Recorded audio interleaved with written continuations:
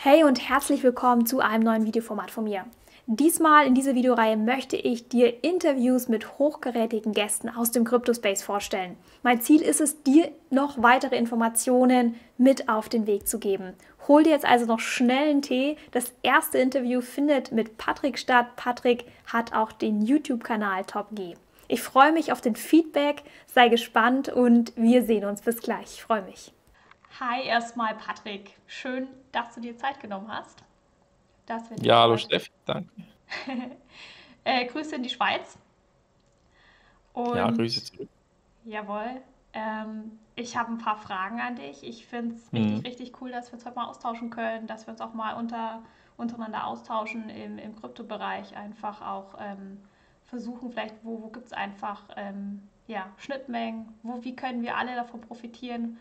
Dein Kanal ist ja, über 30.000 und ich denke, so viele Leute im Grunde sind schon lange, lange dabei und viele steigen erst neu ein und ja, jetzt wird es Zeit, dass wir mehr Leute im Grunde CryptoFit machen. Ja, ich auch so. Genau, ich würde sagen, meine erste Frage an dich, Patrick, stell dich mal uns kurz allen vor. Ja, wie bist du zum Crypto-Space gekommen?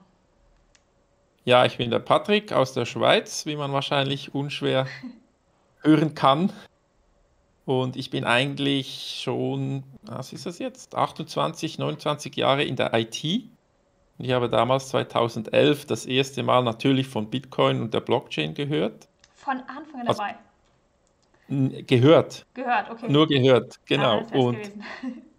das war im Radio und dann bin ich mal ein bisschen auf Recherche gegangen und man hat ja von der Blockchain eigentlich nicht wirklich was gehört, sondern nur von Bitcoin. Und ich als ITler habe damals schon gedacht, ja super. Ich meine, das ist ein digitales Asset oder Gut oder was auch immer, da kannst du so viel davon machen, wie du willst. Und ich habe da nicht daran geglaubt, dass das nur mit 21 Millionen Mhm. dann fix ist und dass das nicht einfach so angehoben werden kann und habe das ad acta gelegt. Und 2016 kam ein guter Freund von mir, der in derselben Firma gearbeitet hat, sagte, hey, ich habe da irgendwas mit Ethereum, ich muss da was machen, ich brauche so ein Wallet-Ding und irgendwie kannst du mir da helfen. Und da habe ich mich reingearbeitet und habe eigentlich über Ethereum dann, bin ich eigentlich zu Bitcoin gekommen. Also ich habe Mhm. meinem Freund geholfen, das einzurichten, Ethereum, und dann habe ich gedacht, ja Moment, das ist doch Bitcoin. Und dann habe ich dann langsam das Ganze verstanden und dann war es klar für mich, das ist die Zukunft, Mhm. wie auch immer wir das verwenden werden, aber es ist absolut ein Paradigmawechsel, etwas für die Zukunft, wo die Menschen eben auch entsprechend eine Chance haben, wirklich eine Alternative haben, und dann hat es mich gepackt. Mhm. Das war so der Start dann. 2017, also ich weiß gar nicht mehr, Januar, Februar oder irgendwann, müsste ich selber noch mal nachschauen, habe ich angefangen mit YouTube-Videos, weil ich gemerkt habe, auch, 2017. Ja. ja genau, 2017. Und weil ich einfach gemerkt habe, dass die Leute schnelles Geld wollen, sich aber nicht informieren und dann nicht genau wissen, was sie tun, dann wieder alles verlieren, weil sie vielleicht auch falsch handeln, weil sie die Anwendung nicht richtig machen. Da habe ich gedacht, mach's doch mal Erklärvideos, wie geht das mit der Security, was ist Krypto Mhm. und so weiter. So habe ich dann gestartet. Das sind jetzt auch schon 5 Jahre, ne? Wo du dabei bist. Ja, Cool. es läuft, ja. Die Zeit läuft, ja. Ja, Mann. Ich habe gesehen, eben aufgrund auch der Länge, du hast richtig, richtig lang durchgehalten. Du hast über 300 Videos schon online. Und Mhm. ich habe natürlich auch mal geschaut, was für ein Content bei dir drauf ist, ja, was deine Community auch begeistert und interessiert und was du auch im Grunde inhaltlich ja, versuchst zu vermitteln. Und hauptsächlich oder sehr viel Content dreht sich bei dir nicht nur über Ethereum, sondern auch über Cardano. Mhm. Vielleicht, wenn du uns mal ganz kurz sagst, was fasziniert dich an Cardano? Warum hast du dich jetzt gerade aktuell dafür entschieden, den meisten Content für Cardano zu machen? Ja, also am Anfang habe ich ja vor allem Bitcoin gemacht. Mhm. Das war echt das. Lightning und so mache ich nicht mehr so viel Content, aber im Hintergrund ist für mich immer noch Bitcoin mit Lightning extrem spannend. Da mache ich einiges. Und Ethereum habe ich eigentlich gar nie so viel gemacht. Also mehr halt, was die Tokens sind, wie man das Ganze handhabt. Und dann bin ich irgendwann auf Cardano gestoßen und habe mir mal angeschaut, weil ich einen technischen Background auch habe, wie die das eigentlich lösen. Und das hat mich eigentlich noch fasziniert, dass sie das auf einen anderen, ich sage nicht komplett anderen Weg, aber hauptsächlich anderen Weg lösen, wie es bis jetzt die meisten anderen Projekte gemacht haben, und zwar komplett wissenschaftlich. Also Ja. wirklich mit Universitäten, mit Professoren, mit Mathematiker und das Ganze wirklich technisch, also mathematisch geprüft. Und das war mir so eigentlich nie ganz bewusst, ob das irgendwelche anderen Projekte auch so machen, weil Thema ist ja heute ein bisschen so do and break, also mach mal und wenn es nicht funktioniert, dann verbessere Mhm. das Ganze. Bei Cardano ist das nicht der Fall. Das wird von vornherein geprüft und das hat mich fasziniert und dann natürlich auch, muss ich zugeben, Charles Hoskinson ist rhetorisch ein sehr, sehr starker Mensch und er hat extremes Wissen, extremes Know-how. Bitcoin ist hier umhergekommen und einfach seine Ansätze, Ansichten und so weiter war halt schon auch ein Treiber für mich, wo ich gesagt habe, und das ganze Thema mit Afrika, wo ich Mhm. gesagt habe, das wäre doch was. Und dann ist das Staking gekommen und dann habe ich einfach mal im Testnet so aus Spaß einen Pool aufgesetzt Cool. und habe gedacht, das ist doch ein Business, da könnte ich sogar noch ein Business draus Ja. machen. Und jetzt eben die App kommt bald raus, die wir entwickeln. Wir haben jetzt 3 Pools, wir haben eine starke Community, wie ich finde, für den deutschsprachigen Raum. Ja, ich habe es gesehen. Ja, Ich glaube 4 Pools mittlerweile auch schon. 3. Ja, 3, der 3. 4 ist eben ein Fake-Pool, das ist leider nicht Ah, von uns. okay. Und ja, aber das kannst du halt nicht verhindern, ist permissionless. Du musst niemanden um Erlaubnis fragen. Das ist Hm. Blockchain. Das ist halt einer der Nachteile, Hm. was aber auch ein Vorteil sein kann. Genau. Ja, und es ist wirklich ein Business draus geworden. Und das ist so schwierig für mich, weil ja, eigentlich möchte ich alles ein bisschen beleuchten. Natürlich immer noch Bitcoin, Lightning und Co. Für mich ist Bitcoin sowas von gesetzt, dass ich irgendwie sage, ja, was soll ich da noch bringen? Und es gibt so viel Content zu. Und das ist einfach das Ding, das ist Krypto, das ist Bitcoin und dann kommt man zu den anderen. Und ja, daher gehe ich halt mehr jetzt in Richtung Cardano, auch wegen Business, wegen der App, weil das viel Zeit und Geld kostet. Hm. Und ich da natürlich auch schauen muss, dass wir irgendwie von der Business-Seite her das Ganze auch so betreiben können, dass wir irgendwann lukrativ werden oder möglichst. Wir müssen jetzt da nicht Hm. Millionen verdienen, überhaupt nicht. Aber dass wir alles bezahlen können, sagen wir mal so. Absolut. Ist ja eine Win-Win-Situation für alle. Die einen haben jemanden zum Ja, Delegieren, mit dir haben sie ein Gesicht, auch wenn man weiß, genau. ganz häufig ist Mhm. so Thema wie Thema Blockchain, DLT, dezentral. Du kannst jemanden delegieren, aber du hast kein Gesicht, du hast einen Namen, du weißt nicht, was ist gefaked, Ja. was ist seriös. Das ist einfach ein Riesenthema. Mhm. Gerade auch bei den ganzen Permissionless Nodes. Und deswegen finde ich es eigentlich cool, weil man mit dir einfach jemanden hat im deutschen Sprachraum. Ja, man weiß, Ja, das ist Patrick. ja. Genau. Wobei das ist ja eben auch das Schöne bei Cardano, du kannst ja delegieren und du ist ja nicht so wie bei anderen Proof of Stake Geschichten, wo du zum Teil deine Token oder deine Coins abgeben musst, Hm. technisch, in einen Smart Contract hinein. Du weißt nicht, wer der kontrolliert. Hm. Und bei Cardano ist es ein Delegieren, das heißt, es bleibt immer alles in deiner Wallet. Und wenn jetzt der Poolbetreiber kein Gesicht hat, irgendwie versucht, dich zu, ja, scammen, dann kann er dir wenigstens deine eigenen ADA, also deine Coins, kann er ja nicht entwenden. Das geht Hm. nicht, auch Hm. wenn du das beim Pool delegierst. Ja. Von dem her. Aber du hast schon recht, es ist schon so, das Vertrauen geht trotzdem halt, ist immer noch über Menschen. Auch wenn du Ja. der Technologie vertrauen kannst. Wir sind Menschen und wir brauchen irgendeine Bezugsperson. Und dann ist uns einfach wohler dabei. Ja. Wird auf jeden Fall noch ein ganz spannendes Thema werden. Wie dezentral oder wie zentral ist ein dezentrales Hauptbuch, verteiltes Hauptbuch? Genau. Ja. Ähm, ja, cooler Punkt auch mit Cardano. Den wissenschaftlichen Ansatz ist so ein bisschen Mhm. ja, Startup-Atmosphäre plus eben der Absolut. wissenschaftliche Aspekt. Und deswegen verstehe ich auch, warum Cardano jetzt auch so ein bisschen im Fokus ist bei dir. Hammer. Mhm. Ähm, ich komme mal zur nächsten Frage. Jetzt Mhm. Cardano, schon erwähnt, Ethereum, Bitcoin, Lightning. Gibt es für dich gerade auch noch außerhalb von diesen Projekten gerade vielleicht aktuell so 3 weitere oder auch vielleicht sind es auch die gleichen, wo du dich gerade noch damit beschäftigst? Ja, ich beschäftige nicht direkt, aber ich finde auch zum Beispiel Polkadot Hm. und Namen vergessen. Avalanche zum Ja, Beispiel finde ich auch spannend, ja. Und cool. auch die Chain, die ich jetzt den Namen vergessen habe, wo mehrere Blockchains zusammenbringt. Also wirklich, also auch Oracle-System. Hm. Chainlink? Ja, ja, richtig, danke. Genau, das finde ich auch spannend, aber ich verfolge das nicht so aus Zeitgründen. Ja, klar. Aber ich meine, der Crypto-Space und Blockchain-Bereich ist so jung, da wird noch so viel passieren. Und wir Hm. wissen heute nicht, was wir in 5 Jahren noch haben. Hm. Und ich würde nie sagen, eben, das ist nicht gut oder gut, klar, es gibt Projekte, da weißt du einfach, sorry, das ist eine Verarsche, sonst nichts. Aber ich sage, es gibt viele spannende Projekte, wo viele Leute hinten dran stehen, sich quasi den Allerwertesten aufreißen jeden Tag und hoffen, dass sie irgendwie die Adoption fördern können und dass natürlich möglichst viele Menschen bei ihnen andocken und das auch verwenden, auch wirklich einen Use Case haben. Hm. Deshalb denke ich, da wird vieles passieren. Auf jeden Fall. 80%, wie war das? Ich glaube, irgendwie 80% Ja, von Startups mindestens. gehen zugrunde, ne? Wollen Ja, wir mal 80 ist hoffen. noch wahrscheinlich mehr als 80, aber Ja, ja, ja. ja. Im Grunde auch noch weitere Staking-Projekte, DeFi-Projekte, die eigentlich ganz interessant sind. Ja.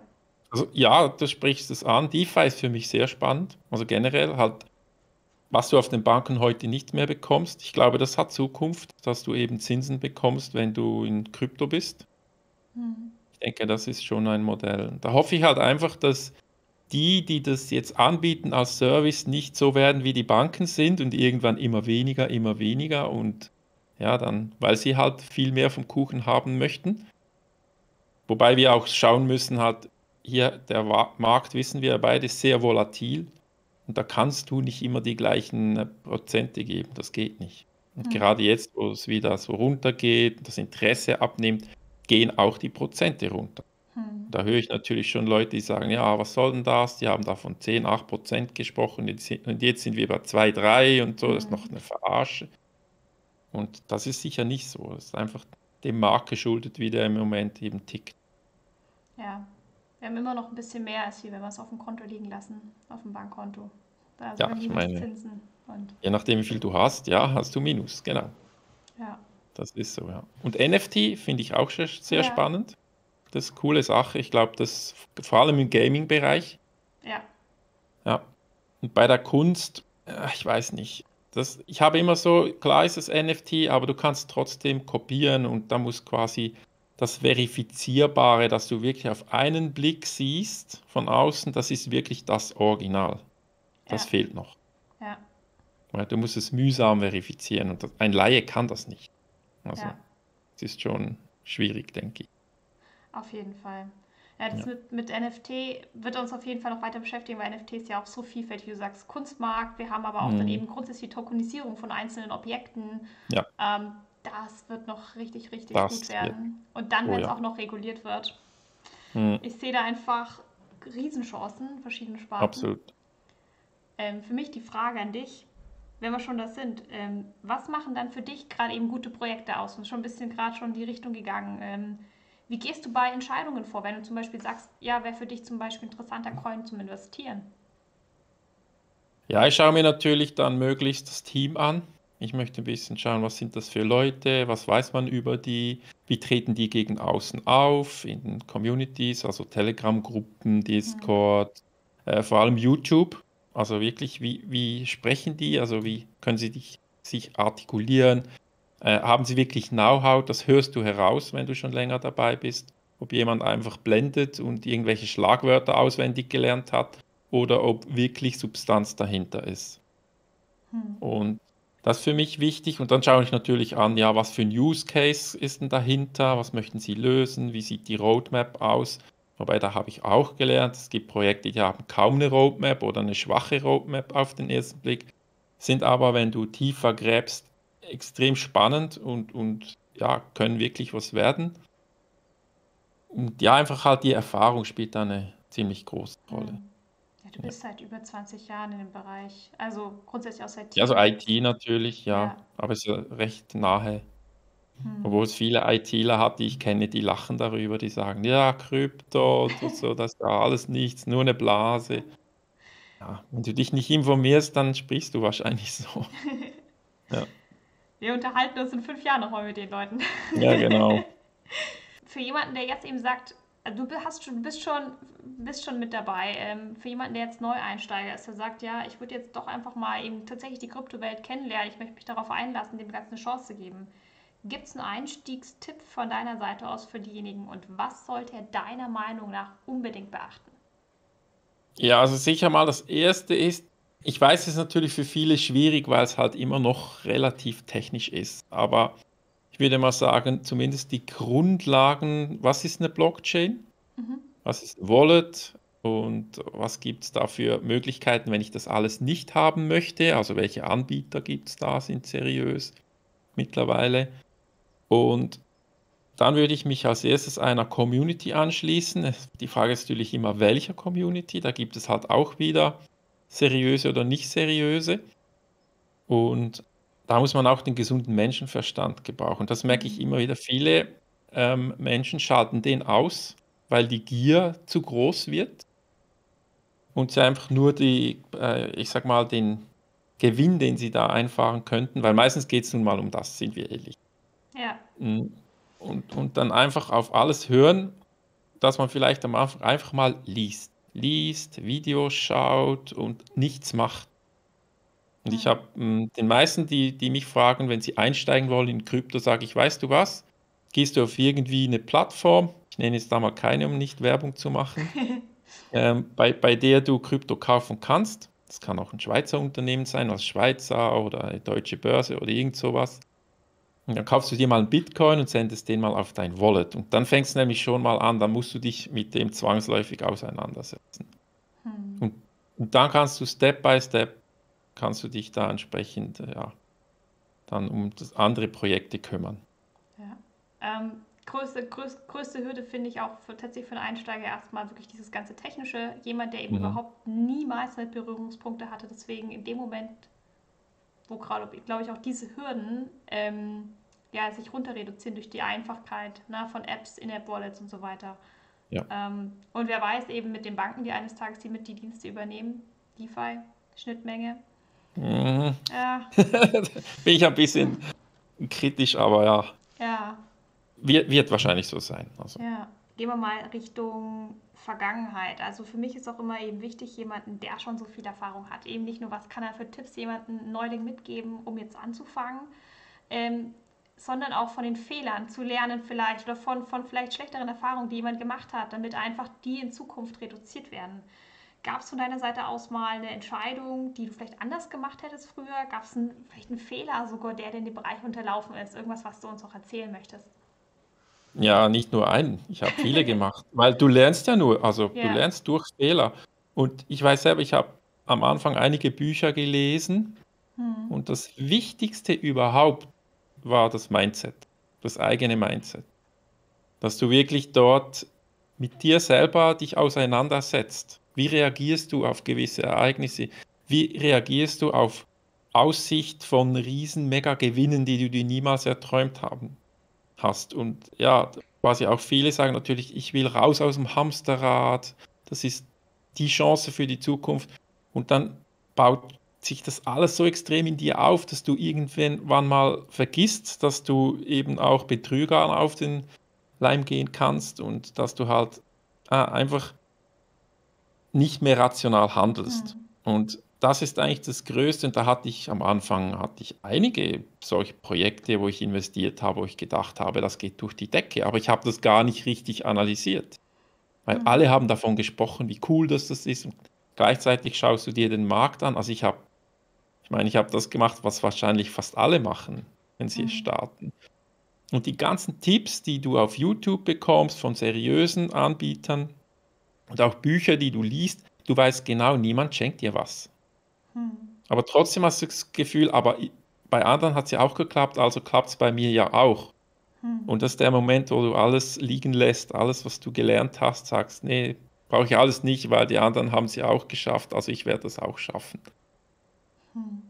Und ja, aber gleichzeitig brauchst du ja auch Mut. Du musst Risiken eingehen. Du musst wissen, wie groß ist dein Risikoappetit?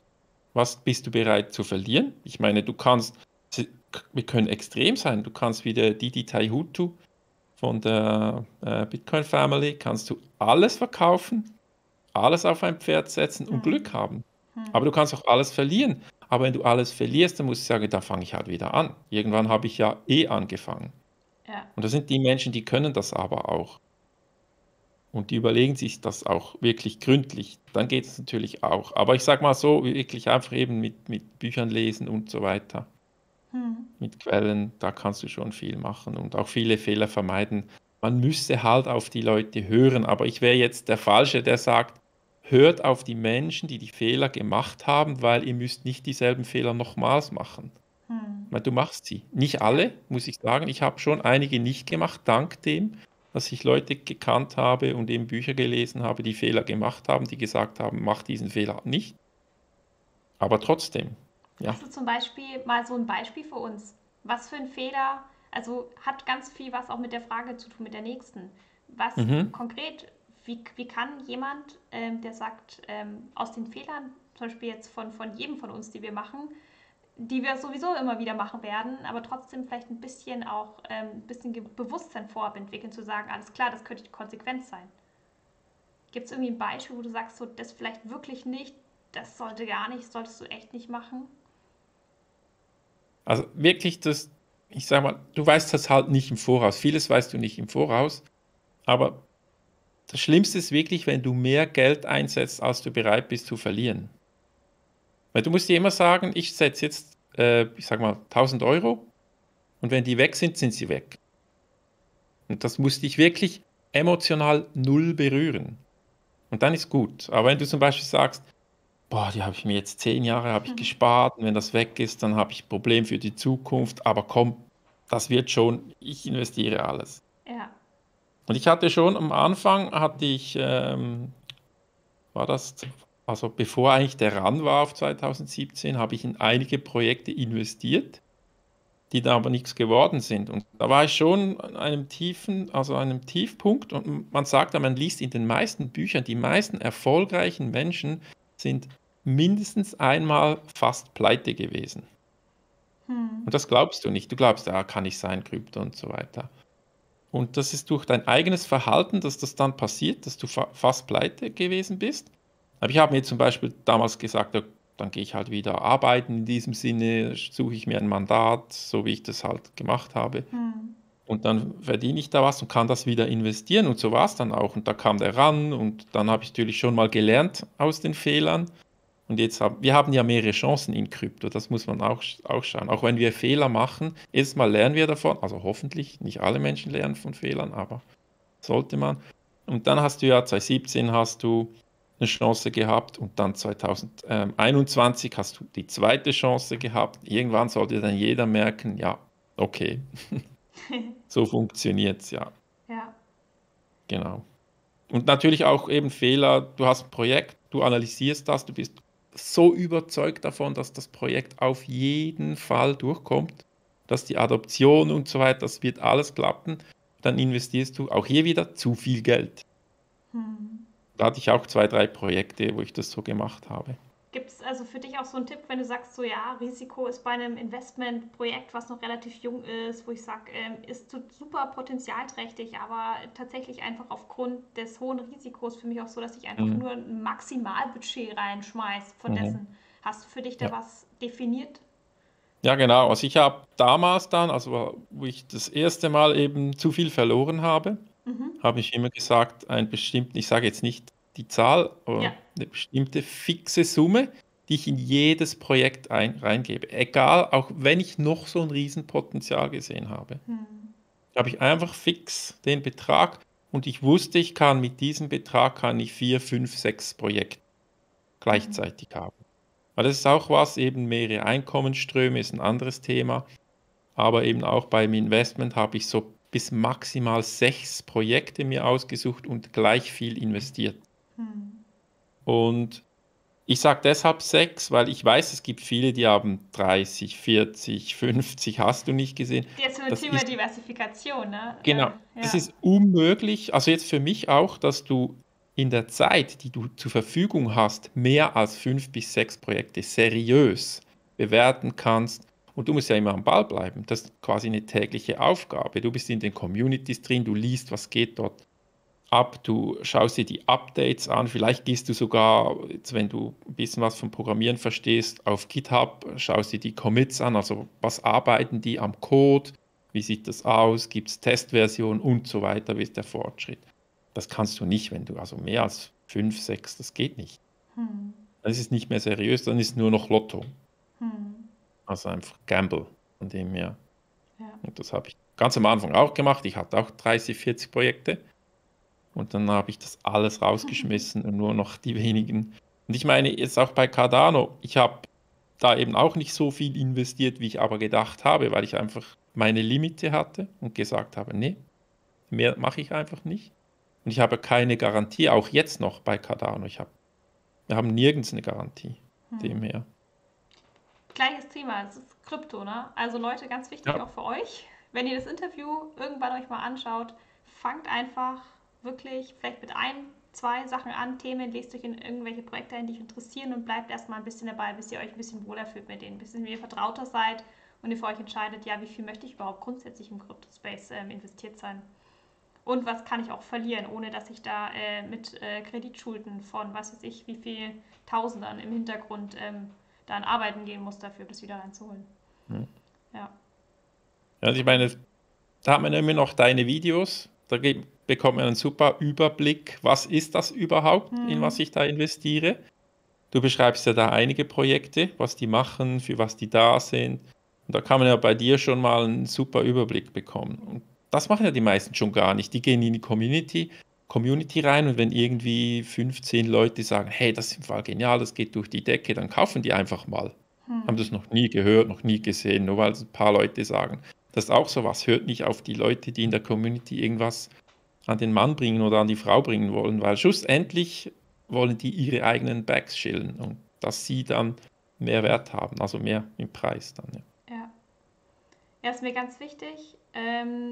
Auch was ich gut finde, was du auch einfach, wie gesagt, du bleibst, versuchst ziemlich eigentlich, ja, es ist ein riesen tolles, emotionales Thema, aber man muss auch einmal kurz sich über das Thema, ja, sachlich im Grunde versuchen zu regulieren, weil für jeden gibt es gibt so viele Projekte und für jeden ist nicht das eine Projekt das Richtige. Ne? Und es ist tatsächlich eine persönliche Entscheidung und ja, danke dir nochmal für deine Worte dafür. Ja, gerne. Was steht bei dir jetzt? Jetzt gehen wir Richtung Zukunft. Jetzt haben wir von allem schon was gehabt, ne?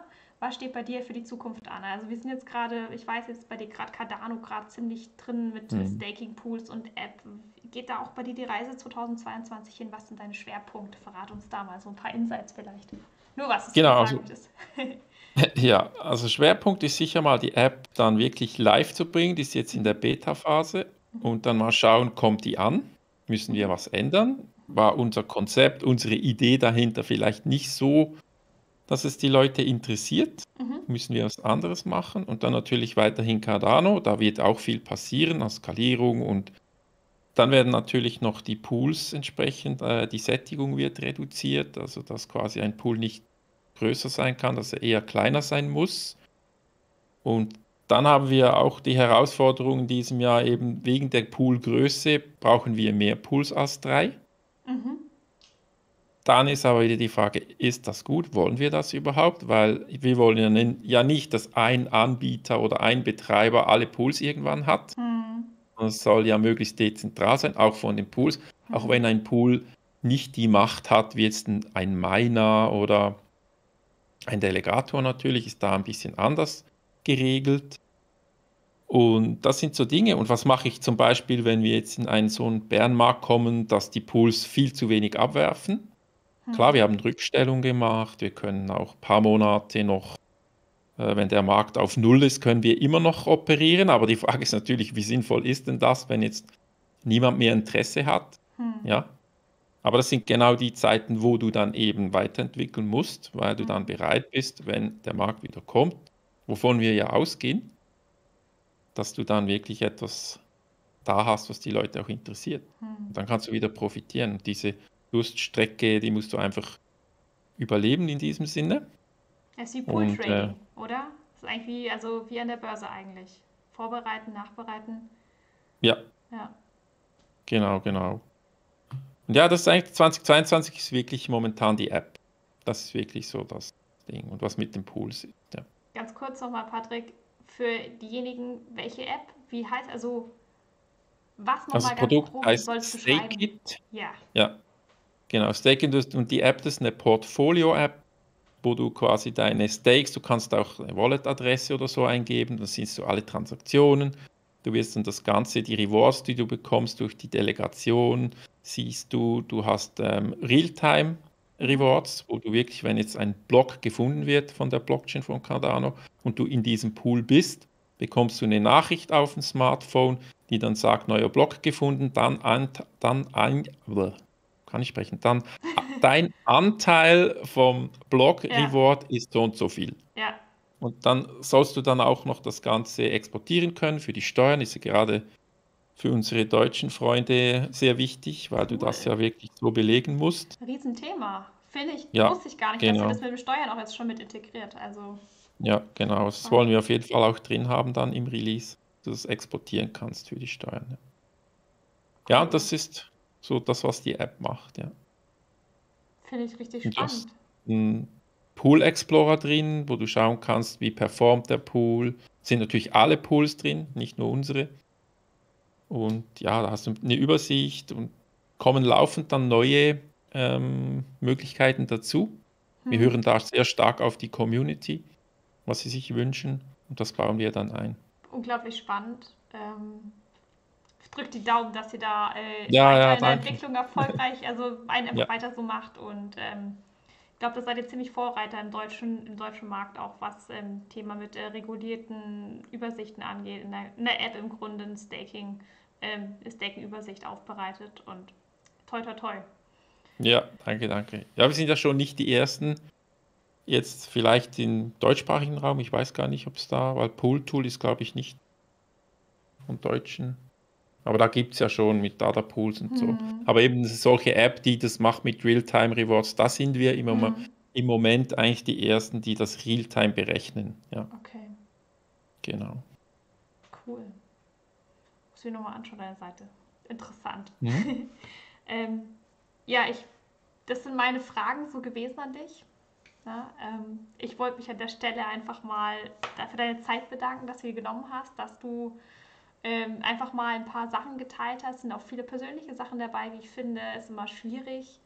Ähm, Wie viel persönlich bin ich auch bereit mit Ja. anderen zu teilen. Von daher vielen Dank für deine Offenheit. Und jederzeit können wir das wiederholen von meiner Seite aus und uns austauschen. Und bedanke mich nochmal dafür. Ja, sehr gerne. Danke auch, ja.